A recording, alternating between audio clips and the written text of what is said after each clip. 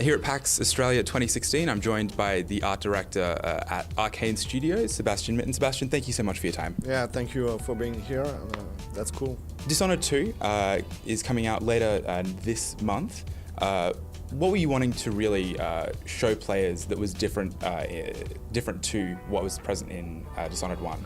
Well, we have a lot. We've tried to push the boundaries, on every aspect of the game. Art, graphics, the AI. We have now two main protagonists. We have a brand new city crafted from scratch. There's more depth to the world. It's more detailed. The story has been expanded. What were some of the challenges in developing for the newer generation of consoles, the PS4 and the Xbox One, that the last generation didn't really pose an issue with? Yeah, in general, I say to myself, to the team, that art is not graphics. In terms of art, if the design is weak, the better graphics you have won't save, your design. So that's why I focus a lot on the background, all the concept art, the way we think the world, etc.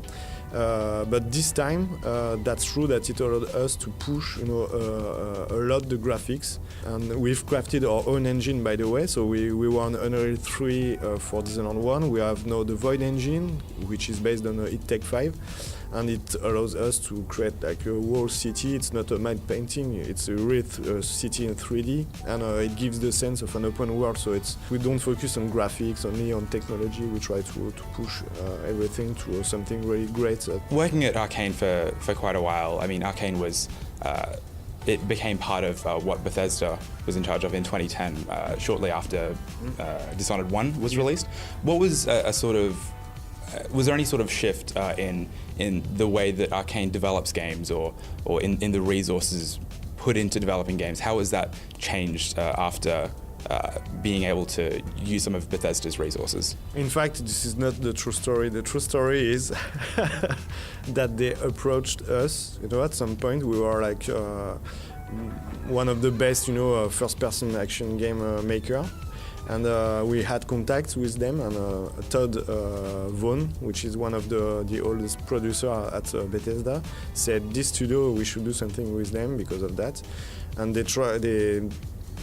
they at this time selected a small catalog of studio they acquire. So id Software, us, they built Tango with Crinji, they built the studio Machine Games for Wolfenstein, and so they proposed us this IP, which was set in the medieval Japan, and we said no, etc. So yeah, they approached us, and like 6 months after the start of the development of Dishonored, they acquire us, and now we are part of this family, and we work together.